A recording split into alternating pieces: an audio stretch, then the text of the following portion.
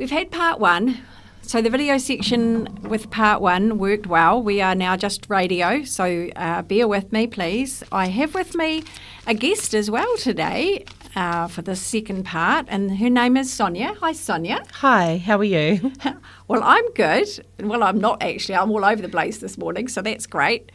But it's all good at the end of the day. You know, you can't be perfect. There's no true. point. I tried most of my life to be perfect, to live up to somebody else's expectation, other people's standards. I really worked hard at it. You know, I wanted to be the good person that did everything right. I wanted to be the one that was, you know, without blame, if you like. And I got into trouble so much. I broke things. Everything went wrong, you know. It was like it had this opposite effect. So I realised at some particular point, probably after I had children, that there was no such thing as getting things perfect. And but it still took years. I don't know about you. Did you ever feel like you needed to be particularly a person that needed to fit into anybody's parameter, or were you a lucky one and didn't have to do that? Oh, no, absolutely. I have raised my children alone, so I've always felt the pressure of living up to another's expectations. But I've learnt over the years that the idealism of perfection just doesn't exist, and quite often we can stew ourselves up and knot ourselves up by trying to strive what is essentially impossible, but there's a lot of perfection out of imperfection. And that's perfect. It's perfect that you said that, because there is this actual saying, and it says everything is perfect in its imperfection, and that is actually how the universe works. The universe doesn't go, okay, we're spring, right, so today I have to have a spring type day, even though we've got one now, which we're lucky. But it'll rain. If the universe thinks, oh no, we need a little bit of rain still, you know, we can't really have the lovely spring weather at this point, we'll still need a bit of wind to do this job for me, and Yes. then this to help everything balance out. So the universe's statement is exactly that. And so it would be wonderful if we could all adopt that. It's not so easy though, is it? No, it's not. Absolutely not. It definitely takes applied. It's an application. And a realisation too, Yes, isn't it? Absolutely. Because when you're doing something hands-on, when you're in the thick of it, when you're experiencing an intense situation, you can only do your best. That's right. And especially if it's one that you've never done before. And I mean, when you have children, like you think about your very first child, your very first baby, Yes. and looking after a baby all on your own, Yes. even though you've got support from family, on your own, it's like there are a lot of seconds, there's a lot of minutes where there's nobody around. That's right. It's absolutely terrifying, regardless of the family support. Being a parent is the hardest job in the world. It is. Absolutely it is. And when you are solo, there's a lot more pressure to get things right, because also you feel the responsibility tenfold. We always do as mothers, but that heightens. It's definitely something that goes to another level when you are solely responsible. There's no one to tag team with or to bounce the issues around your child's growth to, basically. So, or even be able to work out whether what you're doing is the right thing. That's right. And I say the right thing very loosely. The thing that is adequate at the time, the thing that is going to actually make that difference of improving things at that time. It's very difficult to measure that if you've never experienced it with a first child. No, that's right, absolutely. And I had a lot of experience with children prior to having my own children. I was a nanny for many years, and I did early childhood papers and all that kind of thing, but it never prepared me for what it's like when you have your own child. But then again, when you have all that responsibility of essentially trying to be two parents at the same time, or to have two halves, a feminine and masculine role, essentially. And it's like in life, it's nice when we bounce ideas off of another person, or if we just talk about a subject and then somebody else has an opinion. But when you're on your own and you don't have someone to bounce those ideas off or get the other opinion, it is a huge kind of like in your face, well, this is all me and Absolutely. and have I done it right? And am I doing it right? And because it's a child and you're new at it and a child grows, so new things happen all the time, you're your goalpost. You're your other person. You have to be another person as well as yourself. You do. You have to take on the role of, depending on certain situations that come up as your child grows. We wear many hats as parents, and need to. There is extra dynamic when you are essentially putting on, for me, for example, the father hat at the same time at times. And I try and put myself in a position of thinking to myself, what would the father role be here in this situation? How can I approach this situation to the best that I can, given that I'm not a father, but still be able to put forward the best that I can with that side of the male father input. And that's the difficult balance, because I'm not the father. So we can only do our best. And definitely it's all trial and error. No matter how prepared you think you are, it's always a surprise when you are a new mum, and you learn as you go. You learn what works for you and your child, because one thing I've learned is that every child is very, very different from each other. You can have many children in your house, and as we all know, they can be very, very individual. Absolutely. Not just in looks, but just their whole personality traits, what they're into, their own different unique voice that they have and want to put across. And the goal is to harness each one for their individuality of who they are. And that's essentially what I've learnt along the way of being a single parent, is to put my focus in seeing that child as their own person, and essentially harnessing around that the best support that I can for the individual, for the child as who they are, encompassing all the aspects of them as who they identify with. And it's such a juggle, so how could anybody expect to get that right, especially when you've got more than one child? It is more than one gender. Yes.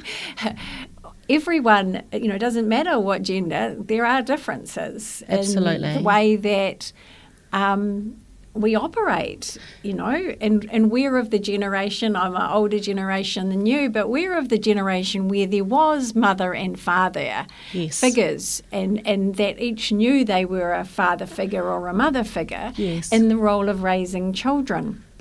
The lines have become a little bit different now, Yes. and I don't even claim to know everything about, or much at all, to be honest, about the new thought lines around gender and the whole school learning and the children that think of themselves as moths and tigers. I can't quite get my head around that. It is a subject I will probably go into a little bit more at some particular point, but I do wonder about it because, you know, you have had to take on the role of both mother and father. Yes. So how hard was that to be father when you're actually not father? Oh, absolutely difficult. To even know what to do, to even know what that is. Exactly, and you don't, because you're not that, you know, person. You're not the father. Essentially what I've done is look to the male role models in my life and the important male figures in my life, and I've talked with them, I've had their viewpoints on things, and basically adapted a lot of that into what I've gone ahead and done, because that's essentially the only thing I can really think of doing, is harnessing that. Also for my son in particular, I signed him up with a big brother, just again to have another older guy who was into the same kind of interests as my son, but just somebody like a big brother really that he could talk about things with that he didn't want to talk about with mum or just another girl or woman. So that way he had essentially another bloke around to speak to. And you know, there's a lot of family dynamics out there where the man is missing. Yes. So, hey guys, anyone out there, if you want to do something that would help a young guy, yeah, be part of the Big Brother Mentor Program. I don't have numbers I can give you. This is all off the top of our heads, you see. We have nothing scripted here. We but look it up. There are organisations that will be able to point you in the right direction.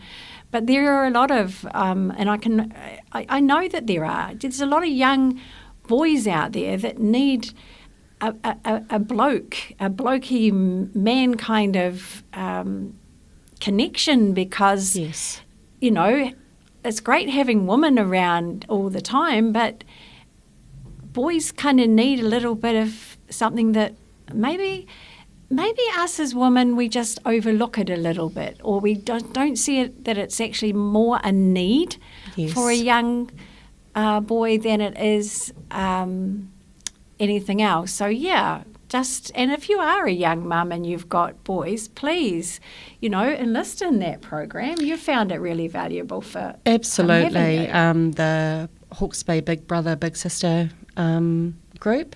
Oh yes, you know more about it. They're absolutely fantastic. You can find them on Facebook, or just if you look up, Google them in the directory, and you'll be able to find how to contact them. I believe that personally that we absolutely need to ensure the male,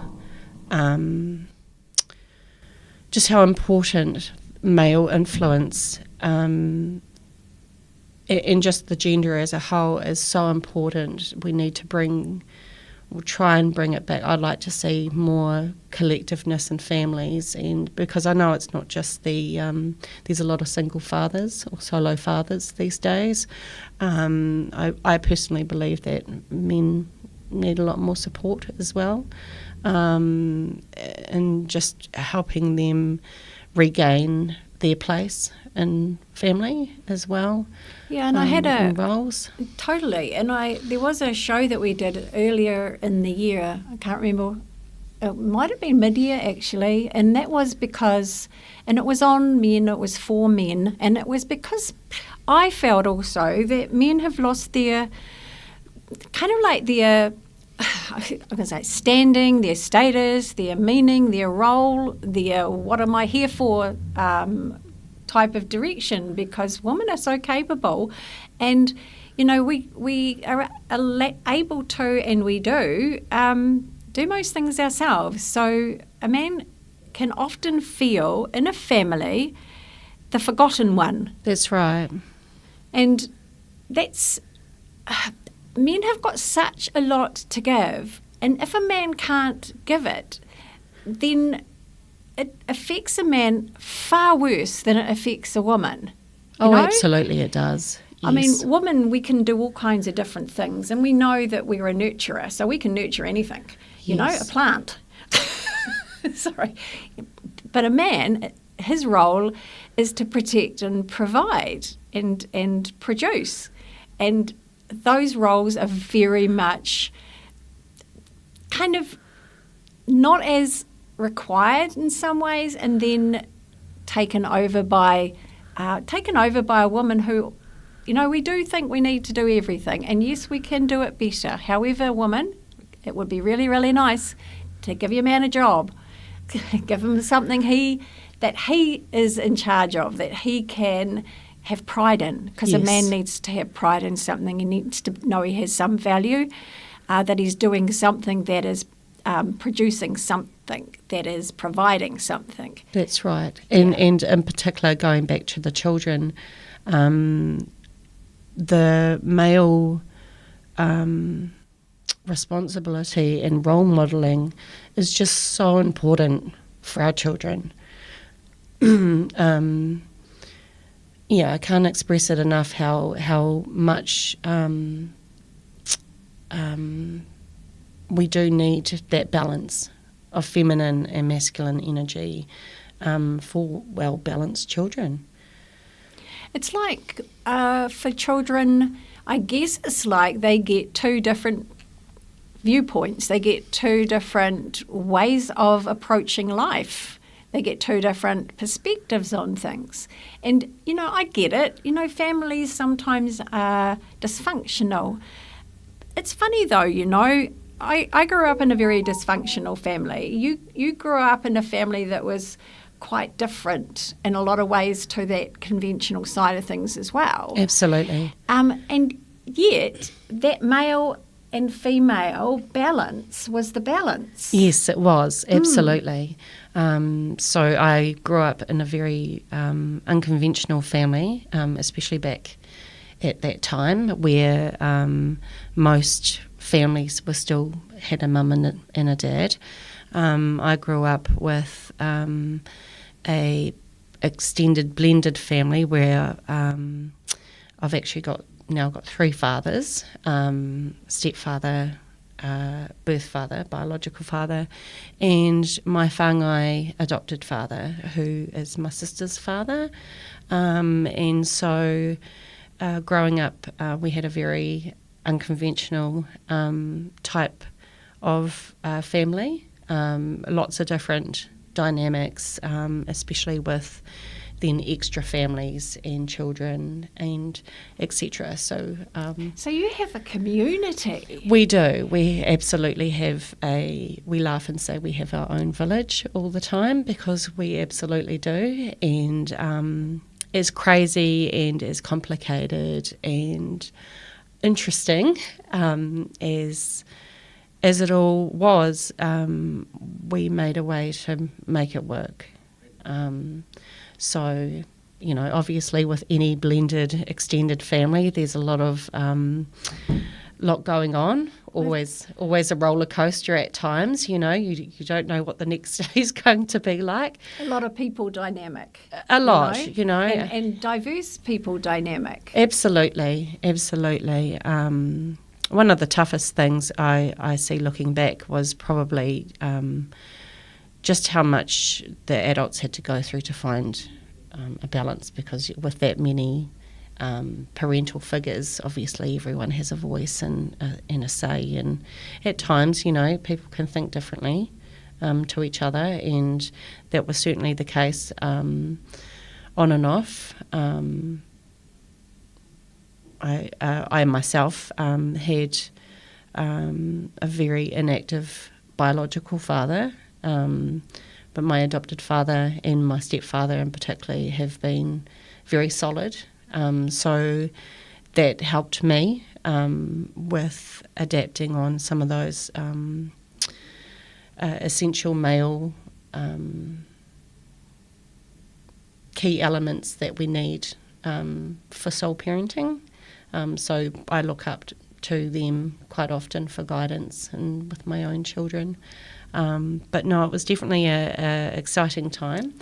And my sister would, if she was upset with me or wanted to be a little rat bag, she would tell my friends that I was the milkman's daughter, because we did have, and because I'm the third out of four girls, but the only one with a different dad. So it was easy to do and have people believe it.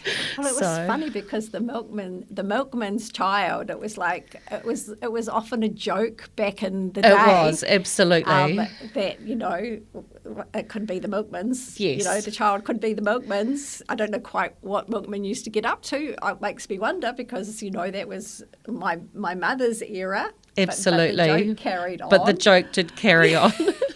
Yes, so I had that a few times, just if they were wanting to tease me. But ultimately, I was very, very lucky in the sense that my sisters have never treated me as a half sibling. I've never felt like a half of anything. Great.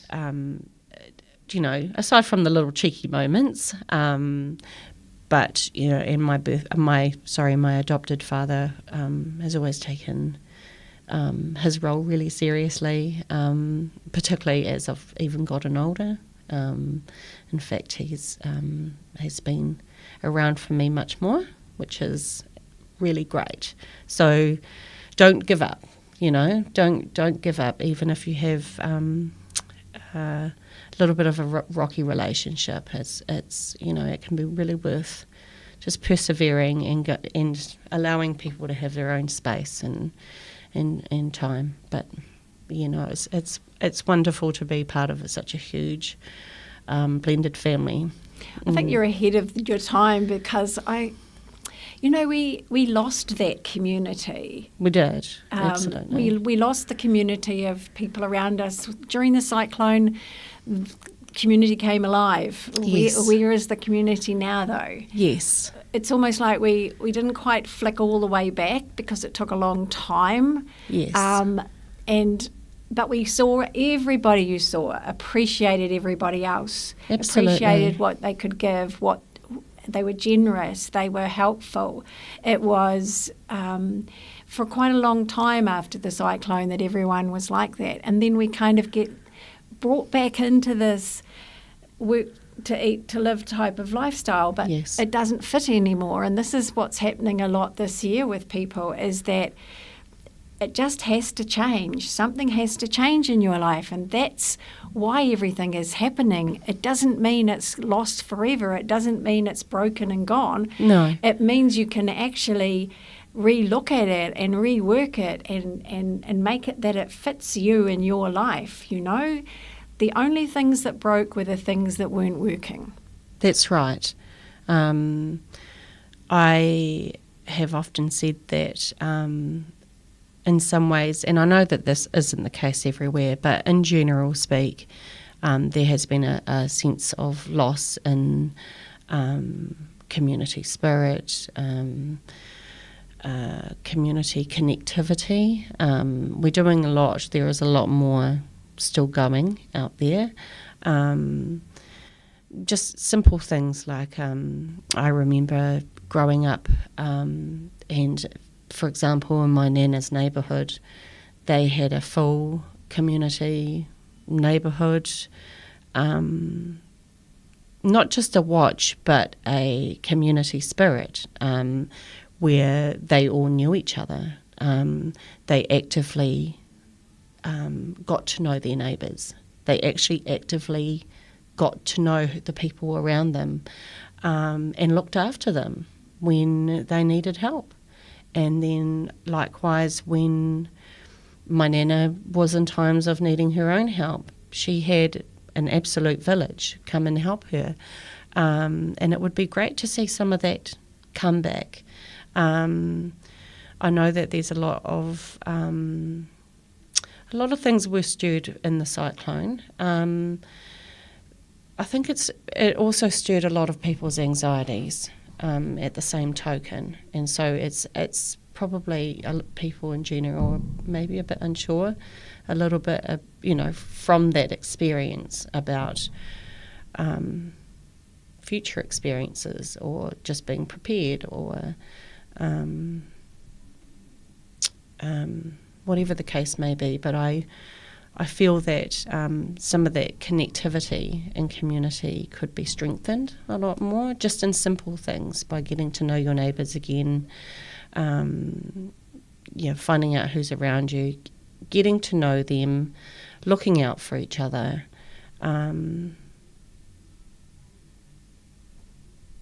Yeah, I definitely. It's so valuable. And, I was thinking while you were talking about a lot of it, I think we've lost it because people are renting their houses. They don't own them anymore. That's right. The street changes all the time. Yes. Well, it is harder to get to know your neighbours when you are in a rental community, and yes. your neighbours do change a lot of the time.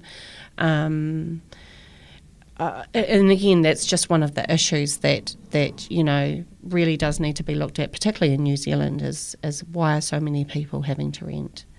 I mean, obviously renting is a great choice if that's something that that you need to do for a while, when you first get out there into life and whatnot. But it would be great to see a lot more New Zealanders, and in particularly, families and things, being able to actually buy their own home and stay in that home.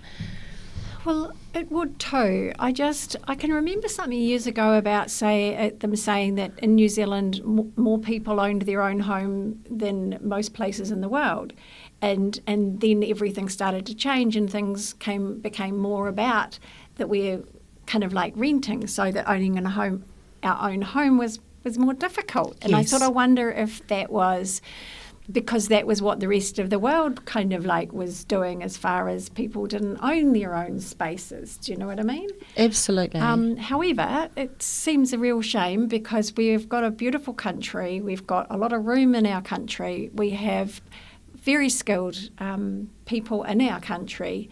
We could have our own homes. Absolutely. In some way, at least, for people to be able to pay them off. And I know that, back in the day with my parents, their first house, of course, the mortgage was over 30 years. I think there's a lot now that are over 30 years.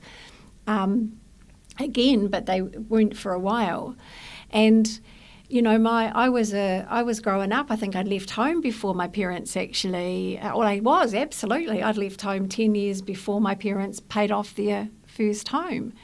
But by that time, their mortgage was such a small amount. Absolutely, that they were paying. It wasn't kind of the interest rates making it bigger and bigger and bigger and harder to keep it up. That's right. It's funny how it seems to be that people that own their own homes are being squeezed out of being able to own their own homes because of more, the interest rates and things like that. Absolutely. I don't know how we got onto that topic. However, people, it's been so lovely to talk to you. Thank you, Sonia. Not a problem. Thank you, Gail. And we will be back. This is Gail at Radio Hawke's Bay, life coaching, and just talking about all sorts of things. So have an awesome couple of weeks. I will see you back in 2 weeks.